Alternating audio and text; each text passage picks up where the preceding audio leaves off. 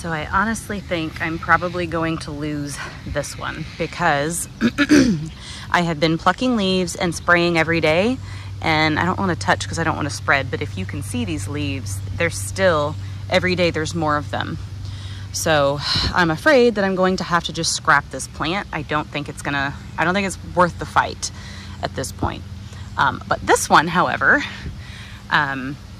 I mean, it is still exhibiting signs of disease, just a little bit around the edges of some of these leaves, but I've not been having to pluck leaves off of this one like I am the other one.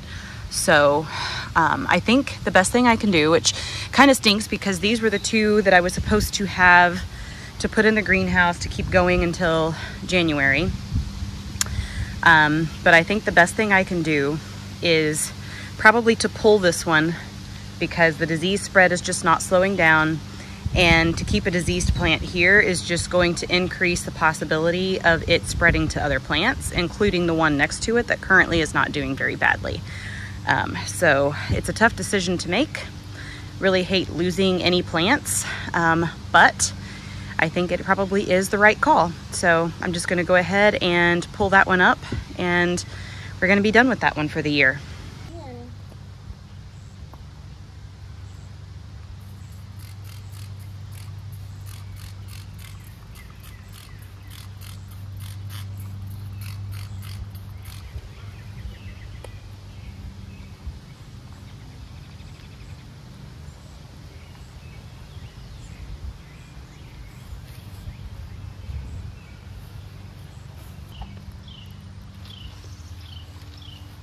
Just out here doing some quick cosmos seed harvesting. So the packet that I bought, they were all supposed to be like this one, kind of like a white with pink stripes.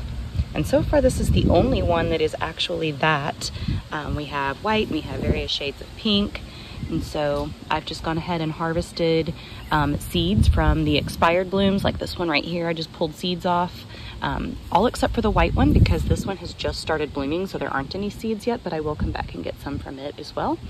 But I've got to start to some seeds for next season. I'm just going to take these inside, let these dry out really well, and then package them in an envelope for next year.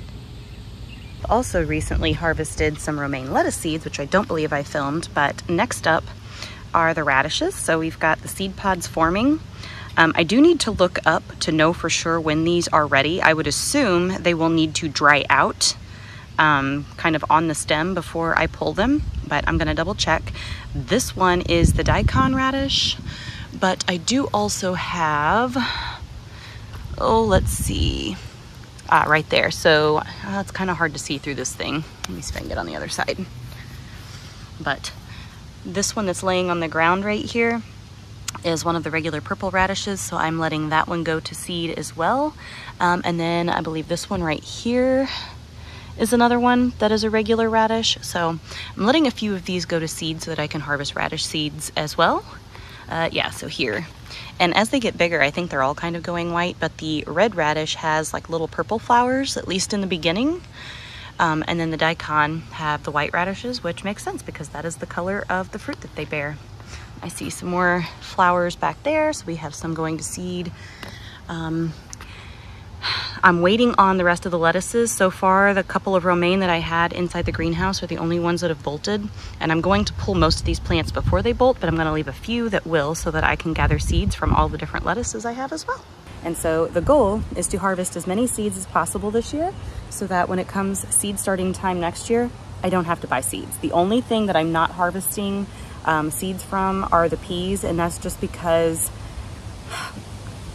I really am I'm not getting enough to be able to harvest the number of seeds, because if you think about it, a pea pod only has 3, maybe 4 seeds per pod, some of them even only 2. So I would need a lot of pea pods in order to harvest enough seeds, and that wouldn't leave me very much to eat. So that's probably the only thing that I will not harvest to seed start next year. So everything else I'm hoping. I don't know about carrots and beets. We're just gonna have to see how they do, if we get any blooms or seeds off of those this year. But all of the different flowers, like my zinnias and my cosmos, and as many vegetables as possible, even the beans. Like I've got black beans and green beans growing, so I'm gonna leave some of those to go to seed for next season. And cucumbers, tomatoes, zucchini, squash, all of that stuff. And, you know, I'll start them in January next year. And, you know, if anything doesn't come up, I can still always go out and buy a seed packet. But I'm going to experiment with this because this year, actually the last couple of years have been pretty expensive gardening years. And so I want to mitigate that now going forward and make gardening as cost effective as possible. And a big way to do that is to basically have all of my plants for free. So about the only thing I will need to buy new next year will be probably soil for my pots and stuff, because, you know, with blight, I'm definitely going to have to clean them out, sanitize everything really well, and kind of start over with that next year. Hello, Miss Emily Jane. And some mulch. I will probably buy the same mulch that I bought this year and just go ahead and put that out to get ahead of any potential blight. I already know that it's going to be in the other soil, so I will get it again next year. I will probably have it again for several years, but that is where we are with the garden. So definitely soil next year, and probably some things like, I don't know if I might need some more copper fungicide or different fertilizers, things like that, because, you know, you go through them, you use them, eventually you're going to need more. I'm hoping that I will get enough compost to kind of help mitigate the amount of fertilizer I need. But we will see. I am back to doing a compost pile under my tree over there, which is what I used to always do, because this compost bin I decided that I hate, and I'm going to be getting rid of it. I will not be using it. That was on another video if you want to see kind of me talk about that. It was a couple videos back where I talked about why I dislike that compost bin. But so I may build an actual compost bin, but honestly, compost pile under the tree works just the same. All you've got to do is take the pitchfork and turn it every few days. It always worked well for me in the past, so just gonna go back to it. No sense in spending any money if I don't need to. So anyway, I'm going to go relax and enjoy my lunch break on this beautiful Friday. And the lavender is in bloom now, and I keep seeing all of these lovely fuzzy little bees, and I'm very, very happy to see it. This lavender plant is, I believe, 3 years old now, or did I just put it out last year? I don't remember for sure, but that one died, so I had to get a new one this year. So they're very out of balance. I have one giant one and one very small one, but my herbaceous border, I have the speedwell and the asters blooming. Supposedly bees really like and butterflies really like speedwell, but I can't say that I've really seen them on it too much. The Russian sage is going to be blooming before too much longer, so we'll see how they like it. And then this is a American Dream Coreopsis, which is like a light purple or white. I can't remember for sure. I want to say it's light purple. And then this is yarrow, that is, it's kind of a blend of white and purple. So just waiting on those to catch up now. Miss Emily, you better leave the snakes alone, Missy. I've pulled 2 garter snakes away from her in the last couple of days. And marigolds. I forgot to mention that one. I have harvested some marigold seeds already as well, and I will definitely be harvesting some more throughout the season, so stay tuned. Taking a tour at the tiger sanctuary, which is down there. Wow. Oh, what? You hungry? Yeah. Yeah. So he knows that after this tour, it's dinner time. To eat. Yeah, so he gets a little bit more vocal. So this is Sebastian. Sebastian is one of our 2 male tigers that we currently have. And he is our youngest. So he's about 7 years old. And again, so for tigers, that's kind of their prime. In a sanctuary setting like ours, they can live 20 up to 25 years. And he is by far our youngest. He's about half the age of everybody else. And so he does move around the best. He gets around really well. He can obviously jump up onto that platform, no problem. He's the one that, like, when we drive their diets around, he'll run up the yard and kind of chase us around. So he's still very mobile.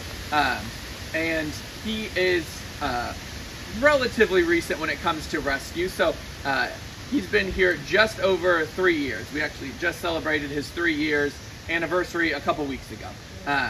And he was rescued from the Tiger King facility in Oklahoma. So he was one of 68 cats that were seized at the time. And so for the first about year and a half that he was here, we weren't able to talk about him because the court case was ongoing. Gotcha. And so we didn't want to say something about his condition and then they used that, you know, against the case. So we were just able to kind of say, this is a tiger that we have. Did you watch that show? I didn't actually watch the show because like I already knew most of that stuff. Right. I've seen Joe's only time. Check out that those they're Kobeans. locked in is in the morning when we're cleaning outside. Obviously, then they're locked in. If there's like a tornado warning or something like that, we'll lock them in. Or if they are recovering from like a vet procedure where we don't want them to. One time there should be 2 doors that the cat would have to get through before they're out, not just one. So like here, even if they, you know, something happened to that fencing, there would be another layer where they're still contained, and we would be able to, you know, get them back. Do they let you guys pet them? So no, so we don't go. Again, there's no like the USDA doesn't have any requirements against handling the animals, but we don't because it's not a good thing to do. Gotcha. Because yeah, they still are very dangerous. Nonprofit is the Scott Foundation, so that's our nonprofit name. So this is Thor. Thor is our oldest. So her birthday is actually on Tuesday. So she's going to be 22 years old. Holy cow. So yeah. So that's why she's napping. And overall, she's still in pretty good shape. She doesn't really get, at least currently, we're not treating her for really any major medical issue. She gets some supplements, and you know, when she's up and moving around, she gets around pretty well. She doesn't really have any noticeable arthritis or anything like that, so she's doing really well. She was part of our first rescue. We rescued her sister Gracie, and then their parents Raj and Mohan, and a lioness named Alexis. So those were the first 5 cats that we rescued from a drive-through zoo near Springfield, Missouri, where they basically weren't being taken care of properly. The facility was shutting down, and so we were able to rescue those 5. Yeah, the vast majority of the time he just completely Resident kitty cat. and just relaxes. And He seems to have a good life. eats a lot, yeah. Because we feed him. We're now in Ste Genevieve, Missouri. We're getting ready to eat at a restaurant called Audubon, but this town was the very first settlement in the state of Missouri, and it was settled by the French, so it is a very cute, adorable little French downtown area, and I'll try to take a little walk around when we're done eating and get some footage of some of the main street and stuff. It was in 56, which is why it's called Cellar 56. So there was a fire, was it just down here, or did the whole building? Well, there's been several fires in this building. Little spot across the street, they have a band set up to play, and then there is where we just left. That is a little boutique hotel and restaurant called the Audubon. Oddly German in a French town, but it's been here forever. Just a little architectural walk. We'll get across the street so we can get a better shot of this one. It said lodging, so I don't know if it's like hotel, bed and breakfast, or what kind of lodging it is, but it's really cute. One of the things I love about French architecture is the little wrought iron fencing like that. Like their little street signs that tells you what's where. We're gonna walk up the street a little bit, and then we'll come back down the next one. Side view of Audubon's.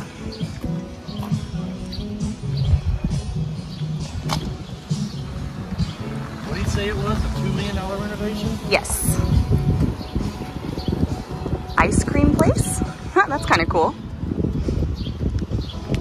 Wonder if they have any vegan ice cream. And this looks like their sister antique shop. Oh, look at this. How cute is that little set? You need some teacups. I do need some teacups, but something tells me that this place wouldn't be the affordable spot to get them. So that house right there would be like a dream house, honestly. The only thing that would make it better is if it had a porch that like wrapped all the way around the side. Another really neat old building, but this one has got to be one of the originals. Let's see what this one is, because it is all stone. Felix Valley State Historic Site. Have to step across the street so I can get a full shot of this one. Probably one of the older buildings from this town. Such a little cute one too. This one says Henry Rozier Bank, established 1891. Kind of a neat little building. I feel like I need to keep going back and forth across the street because there's so much on both sides. I like their little landscaping area here. That's pretty.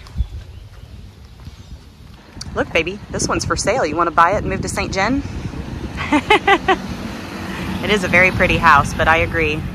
Now that I live in Ste Gemm would be too small of an area for me, as cute as it is. Looks like an old theater that I'm gonna assume is still operational. Yeah, it's literally hot sauce and cigars. Is it? That's so funny. And olive oil. Well, isn't that quite the combo? We're gonna check out the sign in the window and see what they've got here. Is this still open? I think so, because look at the schedule right here. Huh. Looks like it's all music though. It's not movie theater, but yeah, that's pretty cool. A coffee shop that was advertised back there. If it wasn't the complete wrong time of day, I would really want to check that out because it looks like a cute little place.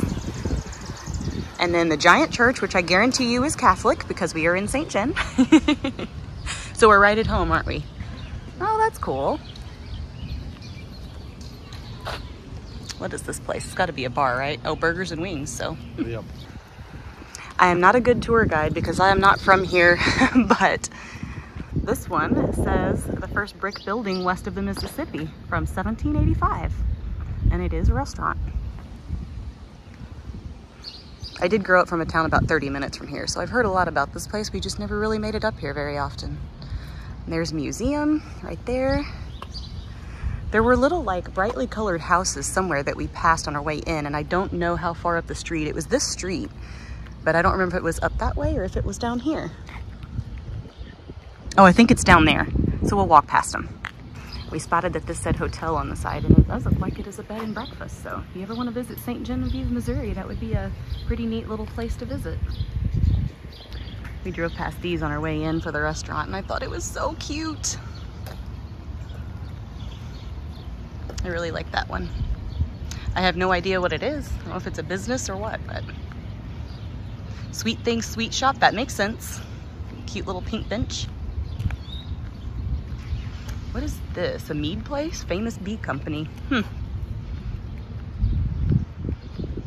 Wonder if it's like honey, mead, a whole bunch of different stuff.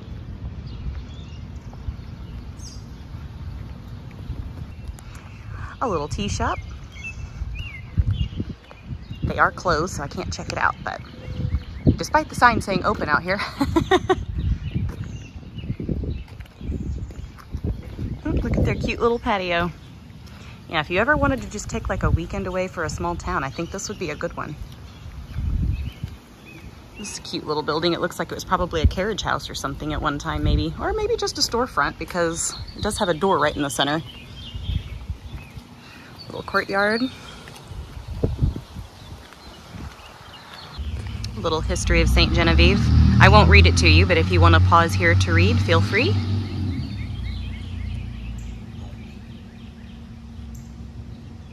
A random old ass canoe out here is what it looks like. Is that a canoe? I think so. Look at the end of it, the way it's shaped. Or a toboggan. I don't know what you would call that, but Or a trough for drinking out of. yeah, but look at the end how it's pointed. It reminds me of a boat. Yeah. I don't know. Could be any of those things, but I just spotted plants, so I had to check out the garden.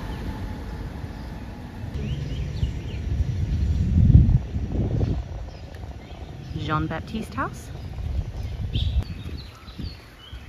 Another street full of old houses. I know if you go, yeah, it's definitely the street because you go underneath of that train pass over there, but there are a lot of really, really, really old houses that honestly were not well kept, so it's not like the nicest looking area, but it is really cool. All of the old architecture you can see that way. But this is another one of the houses that I'm pretty sure you can actually tour. Yeah, I think this is the one that we did in Girl Scouts because this whole porch looks familiar. I was like 7 or 8, so it's kind of hard to remember. The Louis Bolduc house and a would-be. Hello, would-be. All of these wooden pickets. He's got his run of the place, doesn't he? I'll have to hop across the street and get this. Speaking of across the street, this is really cute too. See, we live in a French settled town. How come we don't have stuff this cute? It's not old enough, I guess. There it is. 3 of these little houses right here are cute, and they all have like signage outside, so they're historic. I don't know which ones you can tour and which ones you can't. That one I know that you can tour. Probably all of them I would imagine are open at different times, because this little blue one right here that we just passed said they're open on Saturdays from April through November. So I would guess this one is probably the same. Their little porch is so cute on this house. And a little weird fun fact about me, I am obsessed with copper roofs. I know nowadays they would not be cost effective, but back when they were the main type of roof they put on these structures, I mean, they literally last forever. They never rot, they never go away. The only thing that might happen is you could break a tile. But I mean, you do copper and it's there forever. I mean, I don't even know. How many years old do you think that roof is? Oh, well over 100, I'm sure. But anyway, this is really cute.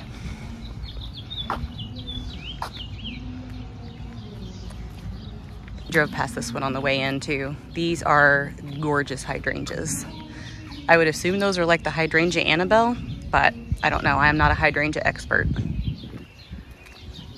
I like how they match the paint. Yeah, they kind of do. That's a cute little house too.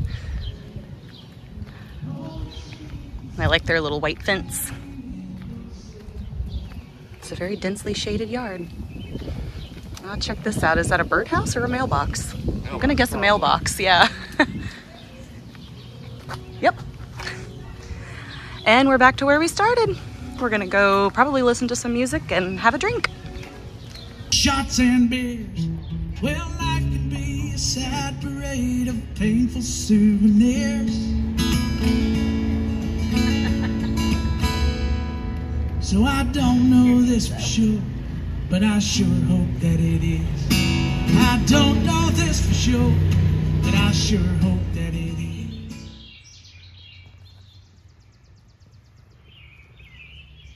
What is it with you in that pool, little miss? It's gonna have water in it again soon.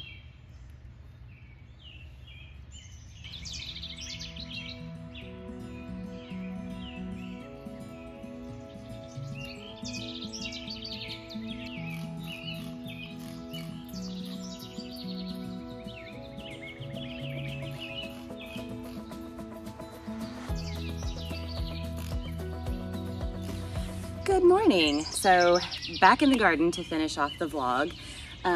So this is the brandy wine that has survived but does still have signs of early blight, just a little bit, but the copper fungicide seems to be working to keep it at bay. I did yesterday go to Menards to pick up some more birdseed stuff, and I decided to go ahead and pick up another tomato plant and replace the one that was in the pot that was sitting here, the brandy wine that I had to throw away. So we were there looking. I knew I did not want an heirloom variety because those are very susceptible to disease. And while we were looking, Michael actually spotted, he was reading the tag on one, and it was called, I believe it was Amelia. If that's not correct, I will put the right word up here, but I think it was called an Amelia. And it was specifically bred to be disease resistant to like a whole host of diseases. And so I decided to take that one and we're gonna give it a try. So I'm going to scrub out the other one of these pots, scrub it out really good, bleach it really good, let it dry out. And then I got new potting soil, so I'm gonna put new soil in it, and I'm going to plant that disease-resistant plant, and then I will put it back here. That way we don't, we haven't fully have lost a tomato plant, and it'll be just slightly behind the others. It is actually still a pretty good sized plant. I'll show you here in a second. I have it sitting over on the table, but it's not as big as this one. So it will be slightly behind, but I'm okay with that because the purpose of these tomatoes that I'm growing in pots is that in the fall, when things start to cool off, they are then gonna go into the greenhouse. As things get cold, we wrap the greenhouse and we have a heater in there. And so we will keep them going as long as possible. Last year we had tomatoes off the 2 plants that were in the greenhouse until January, when we finally had like a big freeze and it got down into the single digits, and by that point the heater couldn't keep up anymore, and so we did finally lose them. But we kept them alive all the way until January, and that was the purpose of having these tomatoes in the pots, is that we wanted to put them in the greenhouse to continue going through fall and into the winter. And so since we lost one, that means we would have only had 1 tomato plant. So I did decide ultimately to go ahead and replace it so that we will still have 2 to put in the greenhouse. And this one, it seems like, will be pretty good at preventing disease. But this morning, I just happened to see, I follow a TikTok account called London's Priorities, and you can look her up here on YouTube because she does have videos on here as well, but she mostly shares her stuff on TikTok. She's on there pretty much daily, but she was just sharing a story about blight this morning, and I will see if I have that video saved, and so I will link it below. If you have a TikTok account, you should be able to watch it. I know sometimes even if you don't, you're still able to watch them, so if you want to check that out if you're having problems with blight too. But I picked up a couple more points from her that will help with mitigating the risk for next year, because that was my problem. Is okay, now we've got this 2 years in a row. I don't know where it came from this year. It could have come from the nursery. The German Queen heirloom that I had before that I got rid of that had been in the front yard, I need to look it up and see for sure, but I feel like that one is very susceptible to disease because it was the very first one to show signs of early blight. And when I was at the store yesterday, next to, or I think it was right above the one that I ended up getting, they had 2 little sections of German Queens, and they were all very, very sick. They definitely had blight. The plants were, I don't even know how they were still alive, honestly, because they were bad. And that's one of the reasons why Menard's Garden Center isn't necessarily my favorite, because all of those plants should have been pulled and pitched before they start spreading disease to other ones, but it definitely looked like blight. There are so many different fungal diseases it might not have been. I'm just saying that it did look a lot like the leaves that I've had on these plants, which I'll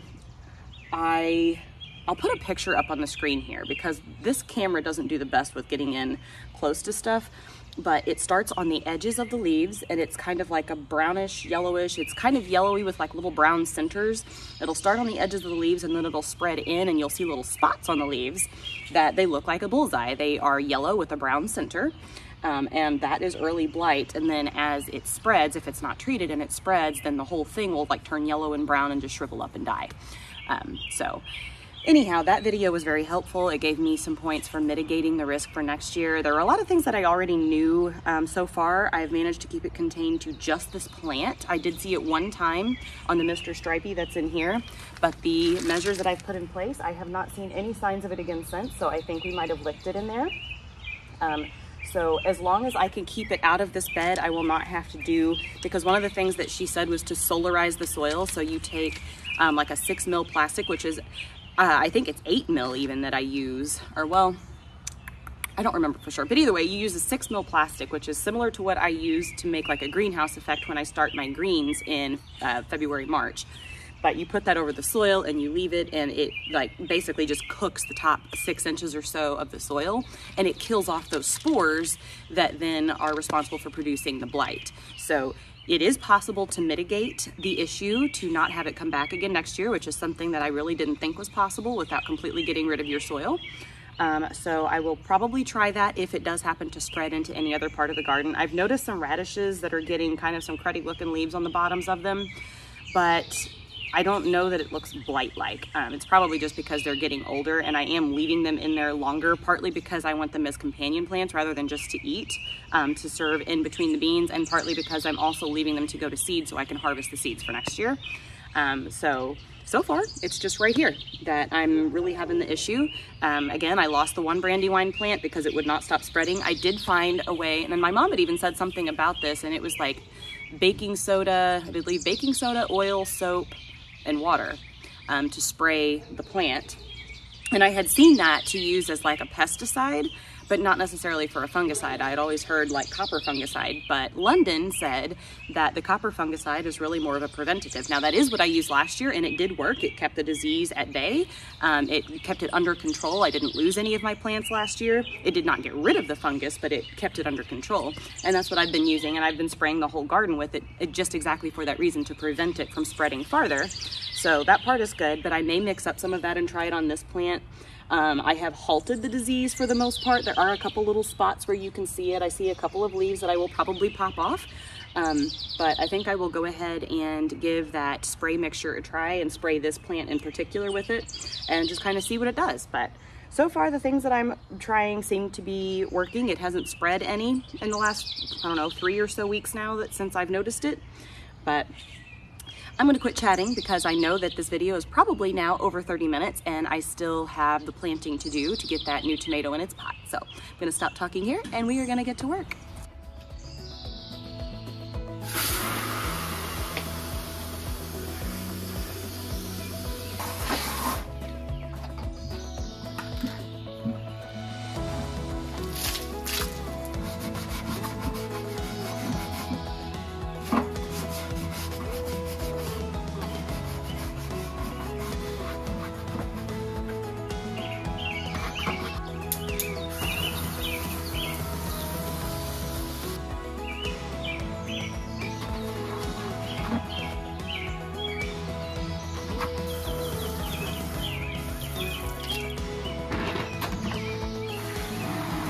All right, I have this washed out and rinsed. I decided that I am not going to plant the tomato today. The way that this pot is designed, it has like this lip under here, and so it is very hard to get water out. So I'm gonna leave it out today in the sun and let it get good and fully dry. Sorry, my neighbor started mowing over there just as I started talking, to make sure any bleach residue, any kind of spores, all of that stuff is evaporated and dried out and just sun-baked as well as it can be before I replant it. So I will do the replanting on the next vlog, which will be starting tomorrow. But this is the tomato plant in question. It is a pretty good size, so it won't be super far behind. I went ahead and snapped off, there's a little lingering bit, but I snapped off the 2 lower limbs, and so I'll bury it as deep as I can. You know, it looks good and healthy. So it did have some blooms on it already, which I went ahead and popped off as well, but that's what will go in this pot. So, and with that, I'm going to run out and meet Michael for coffee, and I'm going to end this vlog here. So thank you for watching, and I will see you back here in a couple of days.